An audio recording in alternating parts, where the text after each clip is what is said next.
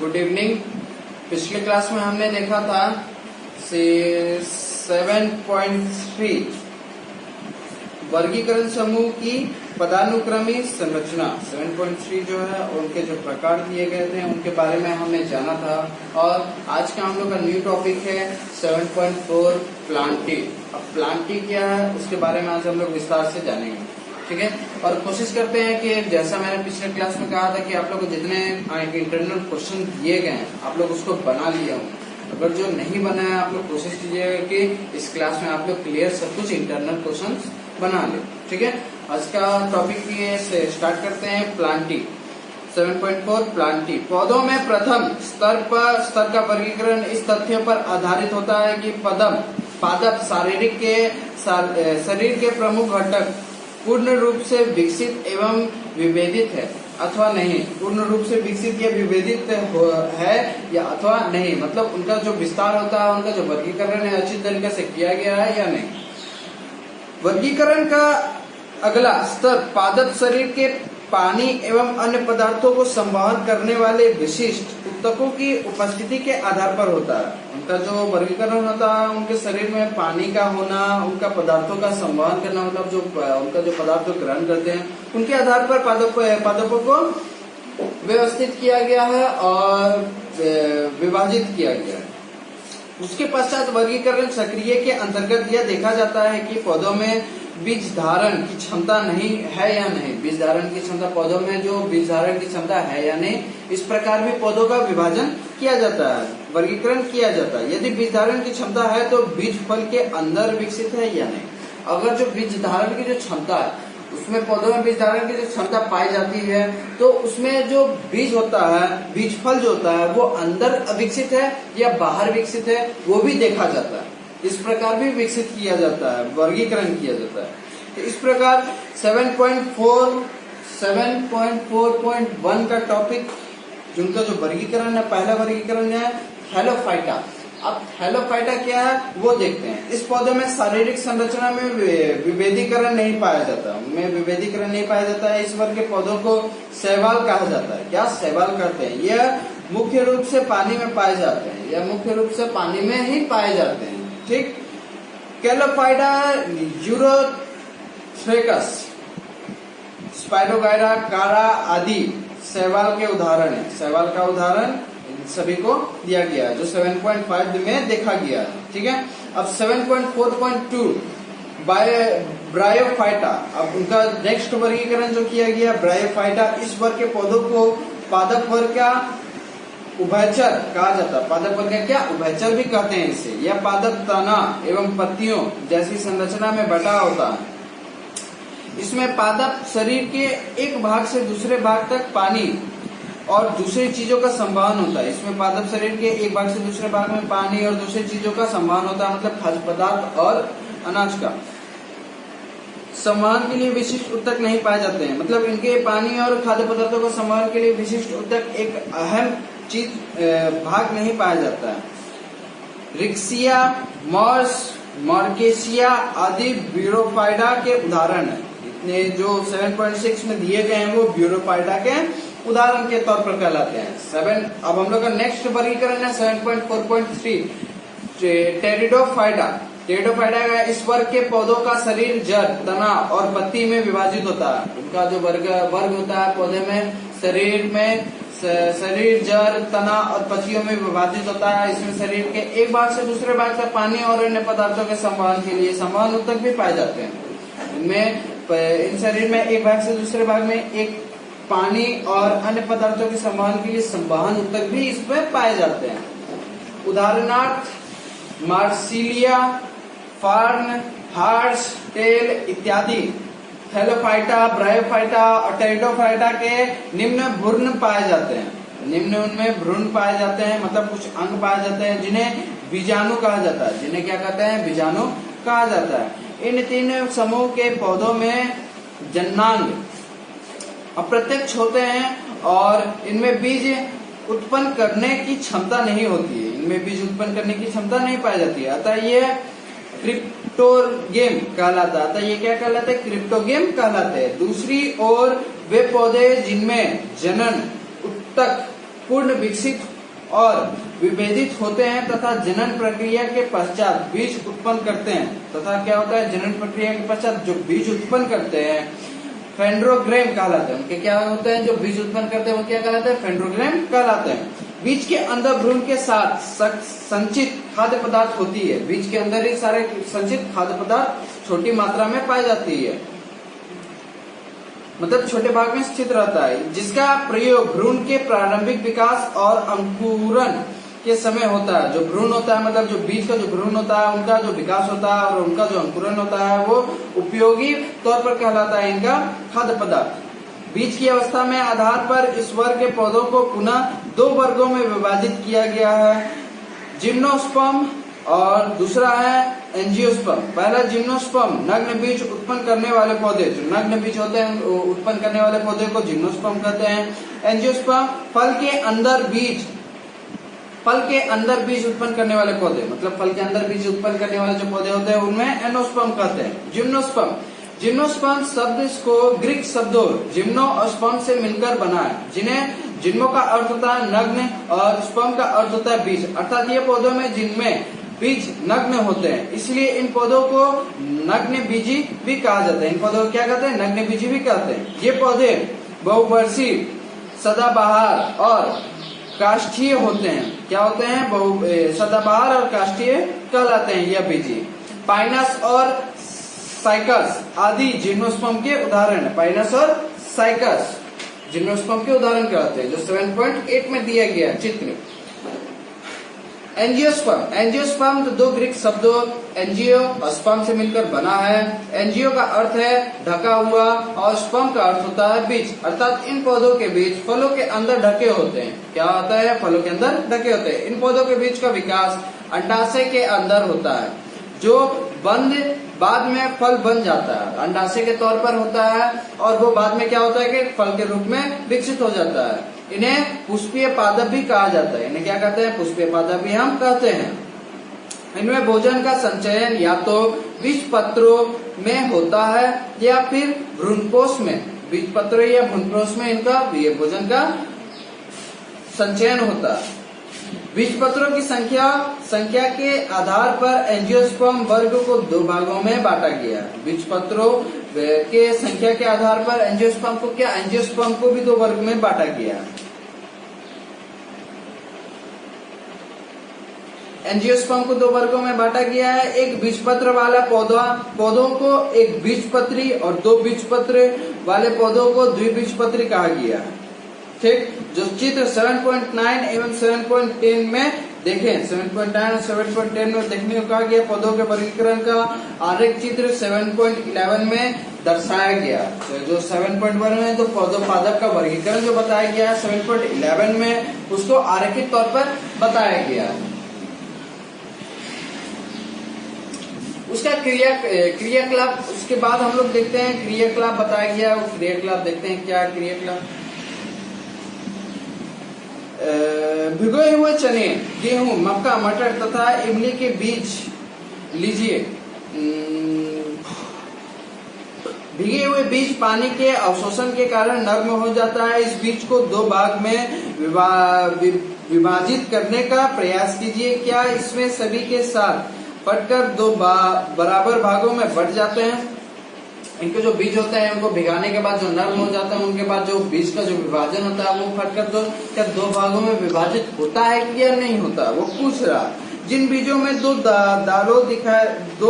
दालें दिखाई देती है वे द्विबीजी तथा जो फटे और दालें नहीं रहती हैं उन्हें वे एक बीजी कहलाती है। जिन बीजों में जो 2 दालें होती हैं उन्हें द्विबीजी और जिनमें दालें नहीं होती है वो एक बीजी कहलाती है। अब इन पौधों की जड़ें, पत्तियों और फूलों को देखिए। इन पौधों की पत्तियों, जड़ें और फूलों को देखने के लिए कहा गया है। क्या है या फिर रेशेदार, क्या वे जड़ें मूसला है या फिर रेशेदार। क्या पत्तियों में समानांतर अथवा जलिकावत सिरा विन्यास है, जलिका सिराबस विन्यास है या नहीं। इन पौधों में फूलों की कितनी पंखुड़ियां वो भी देखा जाता है। क्या आप एक बीजपत्री तथा द्विबीजपत्री की की और अधिक लक्षण और अवकलन के आधार पर लिख सकते हैं। अवकलन के आधार पर इन क्रियाकलाप के बाद भी अगर आप दूसरा क्रियाकलाप जानते हैं तो उनके बाद भी आप लोग क्या इनका अवकलन कर सकते हैं, मतलब उसे लिखित तौर पर दे सकते हैं या नहीं। 7.5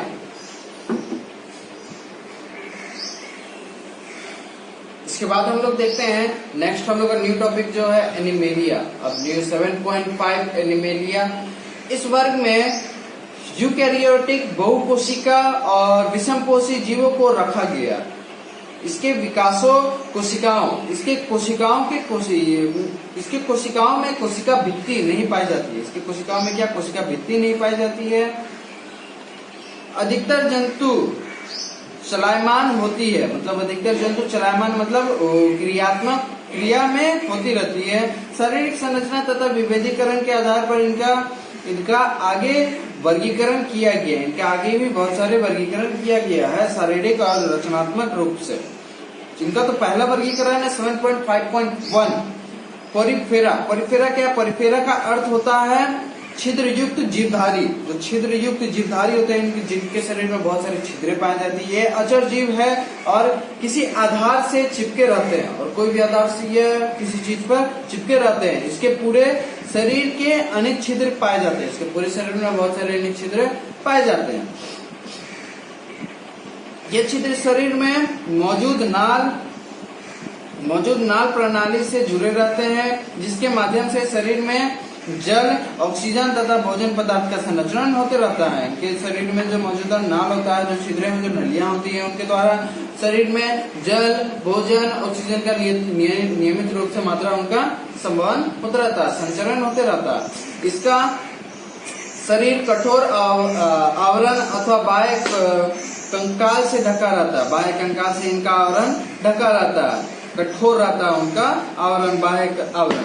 इसके शारीरिक संरचना अत्यंत सरल होती है, जिसके उत्तकों का विभेदीकरण नहीं होता। जिनके उत्तकों का विभेदीकरण मतलब इनका भेद नहीं होता, जिन्हें सामान्यतः स्पंज के नाम से जाना जाता है। स्पंज के नाम से इन्हें जाना जाता है, जो बहुधा समुद्री आवास में पाए जाते हैं, जो ज्यादातर समुद्री इलाकों में पाए जाते हैं। साइकोन, ज्यूलेक्टेला, स्पांजिला आदि पेरिफेरा के उदाहरण हैं। आदि बहुत सारे पेरिफेरा के उदाहरण कहलाते हैं।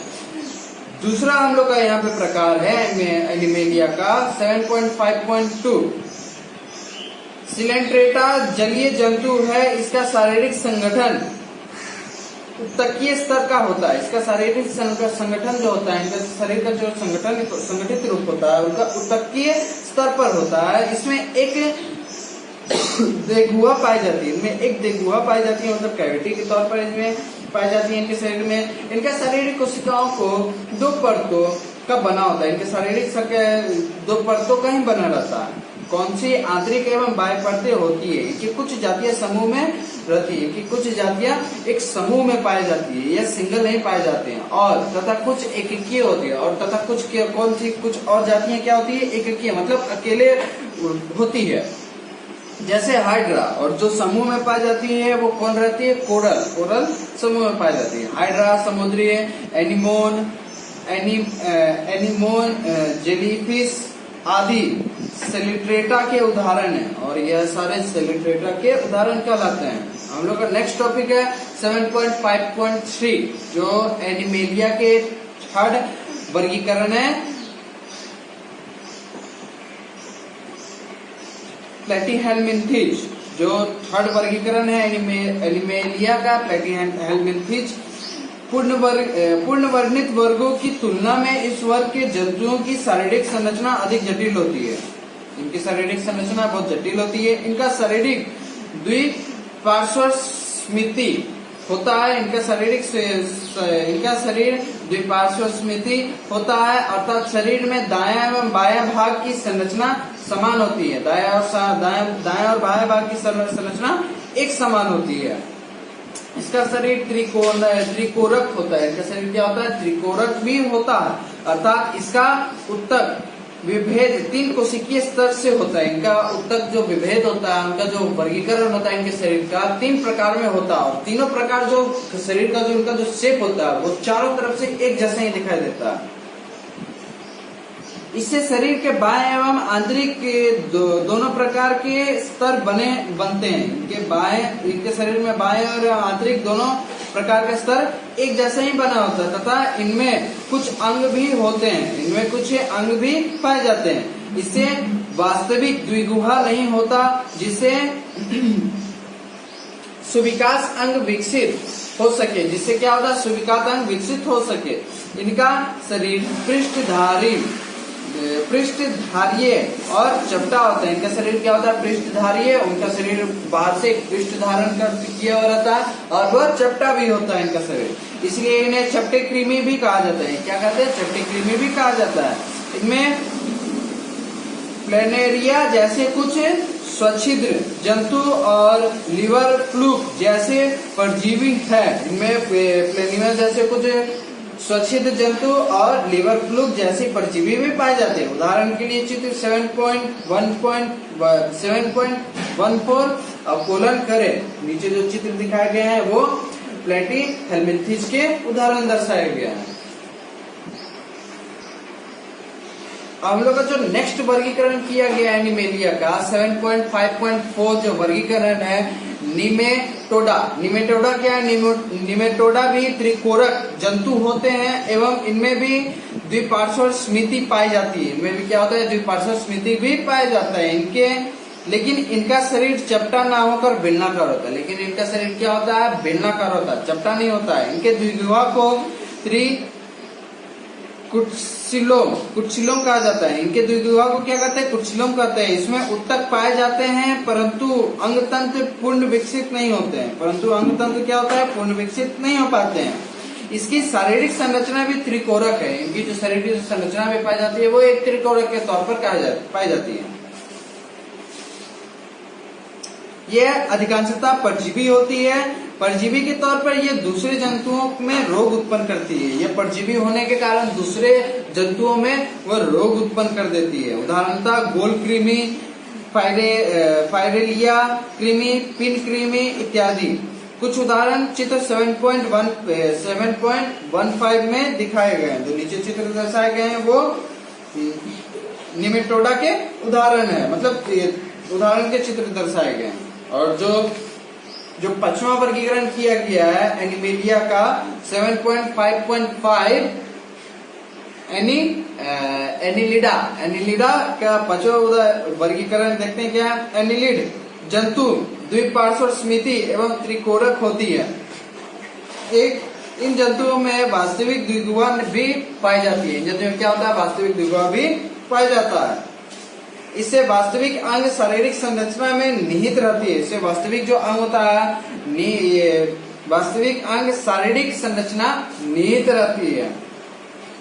अतः अंगों में व्यापक भिन्नता होती है। अंगों में क्या होता है? बहुत सारी भिन्नता भी पाई जाती है। यह भिन्नता अनेक शरीर के सिर से पूंछ तक एक के पश्चात एक खंडित रूप में व्यवस्थित रहती है। पूंछ से लेकर मतलब स्टार्टिंग सिर से लेकर पूंछ तक बहुत सारे वर्गीकरण उनके शरीर में पाए जाते हैं।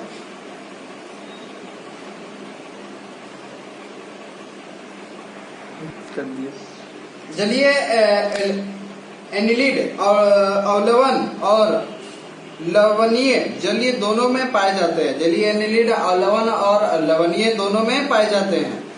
इनमें संवहन पाचक उत्सर्जन तथा तंत्रिका तंत्र भी पाए जाते हैं। इनमें संवहन पाचक उत्सर्जन तंत्र भी पाए जाते हैं, तंत्रिका तंत्र भी पाए जाते हैं। यह जलीय और स्थलीय दोनों होते हैं। उदाहरणतः केचुआ, नेरिस, जोंक इत्यादि इनके उदाहरण कहलाते हैं। और ये जल पे और स्थल और जल दोनों में भी पाए जाते हैं। इनका जो छठा वर्गीकरण है एनिमेलिया का छठा वर्गीकरण आर्थ्रोपोडा। आर्थ्रोपोडा क्या? आर्थ्रोपोडा जंतु जगत का सबसे बड़ा संघ है। आर्थ्रोपोडा जंतु जगत का सबसे बहुत बड़ा संघ कहलाता है। इसमें द्विपार्श्व स्मृति पाई जाती है। और शरीर खंडयुक्त होता है, शरीर में भी बहुत सारे खंडयुक्त पाए जाते हैं। इसमें खुला परिसंचरण तंत्र पाए जाते हैं, इसमें खुला परिसंचरण तंत्र पाए जाते हैं।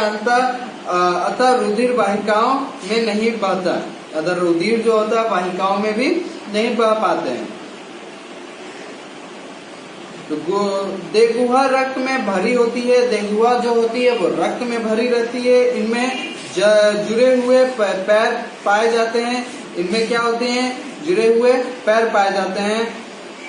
झींगा, तितली, मक्खी, मकड़ी, बिच्छू, केकड़े आदि इनके कुछ सामान्य उदाहरण हैं। ऑर्थोपोडा के इनके कुछ उदाहरण के तौर पर बताए गए हैं और उनके वर्गीकरण जो किया गया है एनिमेलिया का, और उनका जो चित्र है वो 7.17 में दिखाया गया ऑर्थोपोडा का। और हम लोग का जो 7वां वर्गीकरण जो किया गया है एनिमेलिया का, 7वां वर्गीकरण है 7.5.7 मोल्स्का। मोल्स्का क्या है वो हम लोग नेक्स्ट क्लास में जानेंगे। आज के लिए सिर्फ बस इतना ही। और इनका जो सारा जो वर्गीकरण किया गया है उनको आप लोग कोशिश कीजिएगा कि क्लियर आप लोग पढ़ लिया कीजिएगा। और जैसा मैंने कहा है कि आप लोग को कि रीड करने का जो नियम अनुसार जो बताया गया है वो आप लोग रीड किया कीजिए। क्लास होने से पहले एक बार रीड करना है, क्लास होते समय एक बार रीड करना है, और क्लास खत्म होने के बाद भी आप लोग को एक बार कम से कम रीड करना जरूरी है। इससे क्या होगा कि आप लोग का समझने की शक्ति और याद करने की शक्ति में भी वृद्धि होगी। इसलिए इस बात को ध्यान में रखिएगा। और जो आप लोग को टॉपिक क्लियर नहीं हो पा रहा है वो आप लोग पूछा कीजिएगा कि भैया ये टॉपिक, या सर आप लोग को बोल दिया कीजिएगा कि ये पेज नंबर, ये टॉपिक क्लियर नहीं हो पाया। आप लोग पेज नंबर टाइप करके सर को मैसेज किया कीजिएगा। इससे क्या होगा कि मुझे भी पता चलेगा कि आप लोग को ये चीज में दिक्कत है, ये चीज आप लोग को बताना चाहिए। ठीक है, इसलिए आप लोग पूछा कीजिए। अगर आप लोग नहीं पूछ पाएंगे तो मुझे नहीं समझ में आएगा कि आप लोग को दिक्कत है या नहीं। ठीक है, इस बात को ध्यान में रखिएगा। रीड अच्छी तरीके से करना है, और जो क्वेश्चन में डाउट है वो आप लोग को क्लियर आप लोग को पूछ ही लेना है। बात के लिए नहीं रखा कीजिए। वो जो अगर बात में रख देते हैं तो वो हमेशा बात का बाद ही रह जाता है, वो फिर बाहर नहीं निकल पाता। ठीक है, इस चीज को बाद में ध्यान में रखिएगा। और जो मेन टॉपिक है वो आप लोग कोशिश कीजिएगा रीड करते वक्त खुद से अंडरलाइन करने का कोशिश कीजिएगा। ठीक है, और आशा करते हैं सभी को अभी का समय आप लोग घर पे ही व्यतीत करते होंगे। कोशिश कीजिए कि ज्यादा से ज्यादा समय बाहर ना निकले, घर पे ही रहे, क्योंकि अभी का समय जो चार्ज है वो बहुत गंदे तरीके से निखर के आ रहा है। ठीक है, इसलिए कोशिश कीजिए कि घर में ही ज्यादा रहें, बाहर ना निकले, और ग्रुप में तो निकलना नहीं, और ग्रुप में तो एकदम रहना नहीं है। ठीक है, सिंगल ही निकले। अगर जरूरत पड़े, अगर किसी से बात भी करना हो तो अपनी दूरी बनाए रखें और मास्क को लगाए रखें। ठीक है, इस बात को ध्यान में रखिएगा। और जो कहा गया उस चीज को किया कीजिए, और घर में भी पढ़ने का ज्यादा समय को, मतलब पढ़ाई में भी ज्यादा समय लगाइए। ठीक है, थैंक यू।